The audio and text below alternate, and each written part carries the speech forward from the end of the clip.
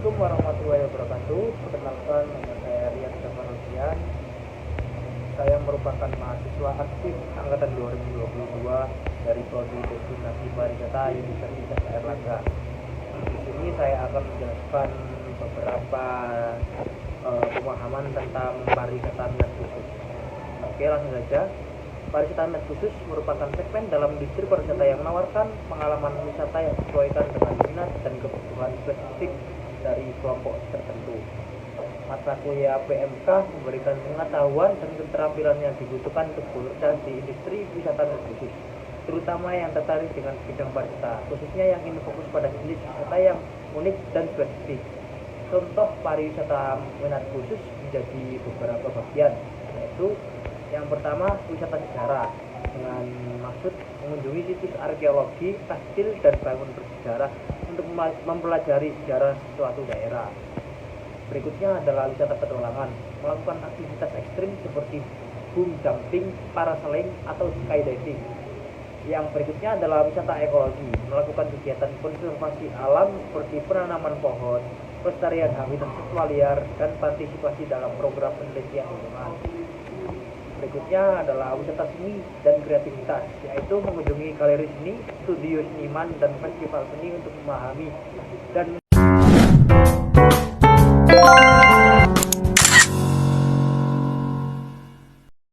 dengan Mas siapa ini? Mas Excel Mas Excel dari mana ya Mas? dari Surabaya sini. Dari Surabaya. Dari Juanda. Dari Juanda. Oke. Masnya ini udah berapa kali ke Surabaya Mas? Ke Jalan Tunjungan Mas? Ya, udah sering ya Mas. Udah sering ya? Kadang-kadang kan kalau motoran aja, kadang-kadang jalan-jalan juga di sini. Terus untuk motivasi Masnya ke Jalan Tunjungan ini apa ya Mas? Kalau boleh tahu? Lagi nunggu kelas sih, kebetulan kan masuk habis buka puasa. Kalian jalan-jalan sama cari tempat buat tugas dikit-dikit gitu. Sebelumnya perkenalkan, nama saya Rian Safarosian dari UNER ya Kak ya. Ini dengan kakak siapa saya berbicara? Saya dengan Mbak Sani. Mbak Sani, ini kalau boleh tahu pertama kali atau sudah beberapa kali datang ke Surabaya? Datang ke Tunjungan? Kalau kunjungan ini baru kedua kali.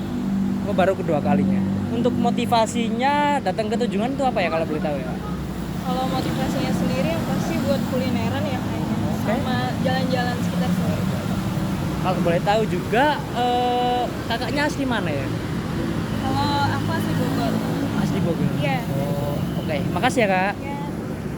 Halo Mas, perkenalkan saya Rian Safarosian dari program studi Destinasi Pariwisata UNER. Di sini saya mau wawancari Masnya sebentar, boleh ya Mas ya? Boleh. Sebelumnya dengan Mas siapa ini ya Mas ya? Dengan Mas Alex Mas Alex. Mas Alex dari mana ya asalnya Mas? dari Tuban. Dari Tuban. Oh, oke, dari Tuban ya Mas Alex. Untuk motivasi Mas Alex sendiri datang ke sini untuk apa ya Mas ya? Mungkin karena tempat ini tempat yang otentik gitu dari Surabaya dan mencari suasana baru. Berarti cukup famous ya Mas ya, sampai ke Tuban ya Mas ya? Iya benar. Oke Mas ya, sudah Mas itu saja. Makasih ya Mas ya. Ya sama-sama.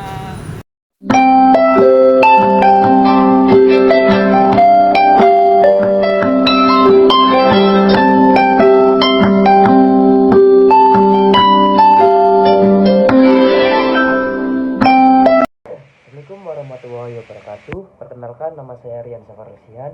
Saya mahasiswa aktif Prodi Destinasi Pariwisata Fakultas Vokasi dengan NIM 4222 1026. Di sini saya akan menjelaskan tentang pengertian dan konsep mata kuliah pariwisata minat khusus. Oke, selanjutnya kita akan bahas di next video. Jadi pariwisata minat khusus adalah jenis pariwisata yang dilakukan untuk memenuhi ketertarikan atau kebutuhan khusus wisatawan sesuai dengan 4 pengalaman utama: kebermanfaatan, memperkaya diri, menjelajahi pengalaman baru, dan didasari oleh rasa ingin tahu dan hobi tertentu. Wisata minat khusus menjadi salah satu alternatif pariwisata yang dapat dipilih oleh wisatawan, terutama bagi wisatawan yang mencari pengalaman lebih berteman dengan alam dan warga lokal. Konsep dari wisata minat khusus berasal dari teori minat, yang merupakan suatu ketertarikan individu terhadap suatu objek tertentu yang membuat individu itu sendiri merasa senang dengan objek tersebut. Wisatawan yang melakukan pariwisata minat khusus dapat berperan sebagai agen pengembangan pariwisata yang dapat mengembangkan suatu sekolah atau universitas, meningkatkan gengsi dan akreditas sekolah, dan membina hubungan yang baik antar negara.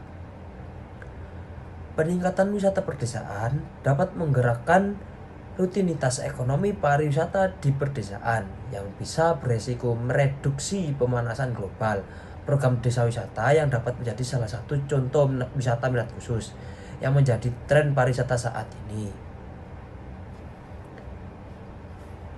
Oke, sekian video dari saya. Wassalamualaikum warahmatullahi wabarakatuh. Assalamualaikum warahmatullahi wabarakatuh. Kembali lagi di video saya kali ini.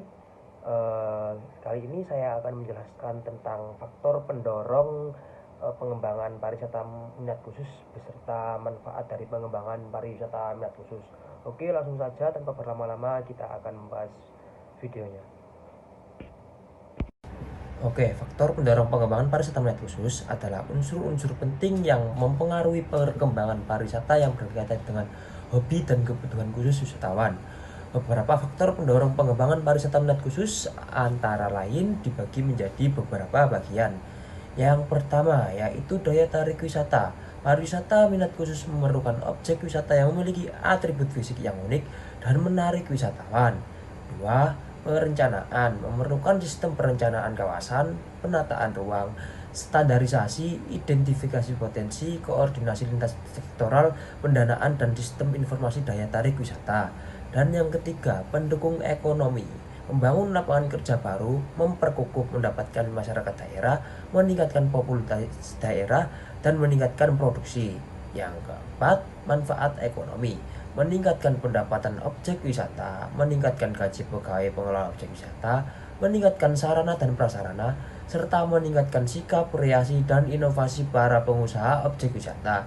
Dan yang kelima adalah pelestarian, menyelenggarakan program sadar wisata untuk meningkatkan kelestarian alam dan lingkungan objek wisata serta kesegaran udara di daerah objek wisata tersebut. Manfaat membawa dan dampak praktis baik ekonomi, sosial, budaya, ilmu pengetahuan, dan lingkungan. Sekarang kita akan membahas tentang manfaat dari pengembangan pariwisata minat khusus. Manfaat dari pengembangan pariwisata minat khusus antara lain dibagi menjadi beberapa bagian, yaitu yang pertama, memperoleh keuntungan ekonomi berupa devisa negara dan pertumbuhan ekonomi. Yang kedua, mengentas kemiskinan dan masalah-masalah sosial ekonomi daerah. Dan yang ketiga, dapat mempercepat pemukulan kemiskinan. Yang keempat, menghasilkan manfaat besar untuk kelompok masyarakat yang paling tidak beruntung. Kelima, memberikan kesempatan yang sama kepada setiap individu. Dan yang keenam, memperkukuh jati diri dan kesatuan bangsa. Serta yang terakhir, dapat mempererat persahabatan antar bangsa dan negara. Dalam pengembangan pariwisata minat khusus, pemerintah harus mencari alternatif sektor ekonomi yang dianggap tepat untuk mempercepat penanggulangan kemiskinan dan masalah-masalah sosial ekonomi dari daerah-daerah yang ada di Indonesia. Sekian video tentang faktor pengembangan pariwisata minat khusus beserta manfaat pariwisata minat khusus dari saya. Wassalamualaikum warahmatullahi wabarakatuh. Oke, kali ini saya akan membahas tentang langkah-langkah pengembangan dan langkah-langkah menjaga keberlangsungan pariwisata minat khusus. Jadi langsung saja kita ke videonya. Oke. Jadi langkah-langkah pengembangan dan penjagaan keberlanjutan pariwisata minat khusus meliputi berbagai aspek seperti pengembangan infrastruktur, memperbaiki dan membangun fasilitas wisata seperti jalan, penginapan, dan sarana prasarana. Yang kedua yaitu promosi dan pemasaran, memperjelas dan menjaga daya tarik wisata, serta mempromosikan pariwisata minat khusus kepada masyarakat dan wisatawan. Ketiga, pelestarian dan konservasi, menjaga lingkungan alam dan budaya serta mengurangi dampak negatif pariwisata terhadap alam. Yang keempat, manajemen perekonomian, memperbaiki sistem pengelolaan dan pengembangan pariwisata serta mengurangi kekurangan manajerial. Serta yang kelima yaitu pengawasan hukum, membuat dan mengatur peraturan dan tata cara penguasaan pariwisata, mengurangi kekurangan hukum. Dan yang keenam adalah pengembangan fasilitas wisata, membangun fasilitas pendukung wisata seperti restoran, toko, dan fasilitas berwisata lainnya. Dan yang ketujuh merupakan partisipasi masyarakat, memperoleh sinergi dengan masyarakat setempat dalam pengembangan pariwisata minat khusus. Pengembangan pariwisata minat khusus juga dapat dilakukan melalui strategi seperti analisis SWOT, Strength, Weakness, Opportunities, and Threats, identifikasi potensi yang dimiliki, dan pengembangan fasilitas pendukung pariwisata. Sekian video tentang langkah-langkah pengembangan pariwisata minat khusus dari saya. Wassalamualaikum warahmatullahi wabarakatuh. Guys, halo, selamat pagi, siang, sore, dan malam untuk kalian semua yang sedang menyaksikan video saya pada kali ini. Nah, sekarang saya sedang berada di Jalan Tunjungan, tepatnya pada Hotel Tunjungan Surabaya. Nah, di video kali ini saya akan menjelaskan tentang Hotel Majapahit sebagai wisata warisan budaya. Oke, selamat menonton guys. Enjoy the video. Hotel Majapahit Surabaya merupakan sebuah hotel yang berlokasi di Jalan Tunjungan nomor 65 Kota Surabaya. Hotel ini didirikan pada tahun 1910 oleh Lucas Martin Sarkis yang juga merupakan pendiri hotel lainnya seperti Raffles di Singapura, The Strand di Burma, dan The Eastern serta Oriental di Penang, Malaysia. Hotel Majapahit Surabaya merupakan salah satu hotel berbintang 5 di Surabaya. Hotel ini sempat berganti nama beberapa kali sebelum dikenal sebagai Hotel Majapahit. Hotel di kota Surabaya ini sempat disebut Hotel Orange, Yamato, hingga Merdeka. Nama Majapahit sendiri bukan diambil asal-asalan, tetapi sejalan dengan visi misi kerajaan Majapahit yang merupakan salah satu kerajaan jaya dan akbar serta tertua pada eranya. Pada tahun 1963, bagian depan Hotel Majapahit diperluas menggunakan gaya Art Deco arsitektural. Pada pertengahan Perang Dunia II, hotel ini diduduki oleh orang-orang Jepang yang kemudian diganti namanya menjadi Yamato Hotero atau Hotel Yamato selama 3,5 tahun, yakni selama pendudukan Jepang di Indonesia mulai 1941 sampai bulan Agustus 1945. Setelah menyerah tanpa syarat kepada sekutu pada 14 Agustus 1945 karena kedua wilayahnya dibom atom oleh sekutu, yakni Hiroshima dan Nagasaki. Indonesia berhasil memproklamasikan kemerdekaannya pada tanggal 17 Agustus 1945 yang dibacakan oleh IR Soekarno yang didampingi oleh Dr. Andes Muhammad Hatta di Jakarta. Pada tahun 1946, hotel ini kembali dipegang oleh saudara Sarkis yang kemudian diubah menjadi Hotel LMS Lucas Martin Sarkis.